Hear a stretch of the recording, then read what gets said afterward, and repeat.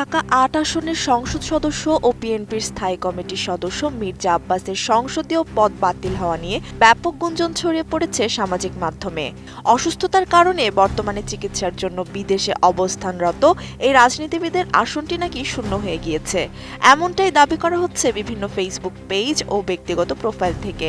তবে দেশের সর্বোচ্চ আইন বা সংবিধান বিশ্লেষণ করলে দেখা যায় সামাজিক মাধ্যমে ছড়ানো এই দাবির কোনো আইনি ভিত্তি নেই।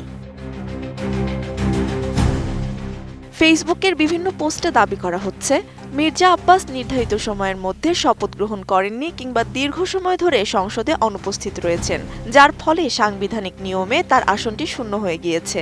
এমনকি কিছু পেজ থেকে এআই প্রযুক্তির মাধ্যমে তৈরি ডিপফেক ভিডিও প্রচার করে এই আসনে উপনির্বাচনের সম্ভাবনা নিয়ে বিভ্রান্তি ছড়িয়ে দিচ্ছে। অনেক ব্যবহারকারী না বুঝেই এই অপপ্রচারের পক্ষে সংবিধানের দোহাই দিচ্ছেন, কিন্তু বাস্তবতা হলো ত্রয়োদশ জাতীয় সংসদ নির্বাচনের পর গত ১৭ ফেব্রুয়ারি অন্যান্য সংসদ সদস্যের সঙ্গে যথাযথ নিয়ম মেনে শপথ নিয়েছেন মির্জা আব্বাস।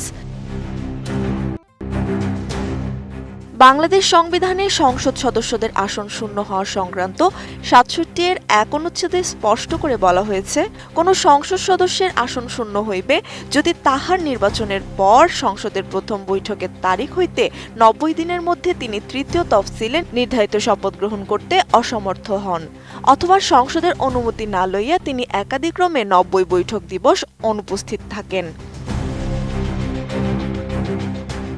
এর অর্থ হলো, শপথ না নেওয়ার যে দাবিটি করা হচ্ছে তা শুরুতেই নাকচ হয়ে যায়, কারণ তিনি নির্বাচনের পরপরই স্পিকারের সামনে নিজে উপস্থিত থেকে শপথ বাক্য পাঠ করেছেন।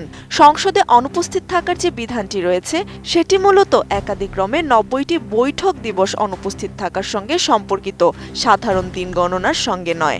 অর্থাৎ সংসদ অধিবেশন যেদিন চলবে শুধু সেই দিনগুলোকেই গণনা করা হবে। এর বাইরে অসুস্থতাজনিত কারণে স্পিকারের অনুমতি বা যৌক্তিক কারণে এই সময়সীমা বিবেচনার স্পষ্ট আইনি সুযোগ সংবিধানে রয়েছে। সুতরাং ঢাকা ৮ আসনের সংসদ সদস্য মির্জা আব্বাসের পদটি শূন্য হওয়ার কোনো আইনি বা বাস্তবসম্মত কারণ তৈরি হয়নি। তার সংসদীয় আসনটি সম্পূর্ণ সচল ও বৈধ রয়েছে। সামাজিক মাধ্যমে ছড়ানো তথ্যগুলো নিছকই অপপ্রচার ও গুজব। এখন দেখার বিষয়, আইনি ভিত্তিহীন এই ধরনের রাজনৈতিক প্রোপাগান্ডা আর কত দূর গড়ায়, নাকি বিভ্রান্তি কাটিয়ে সত্যর মুখোমুখি হবে সাধারণ মানুষ। ত্রিবেণী তনু, ATN নিউজ।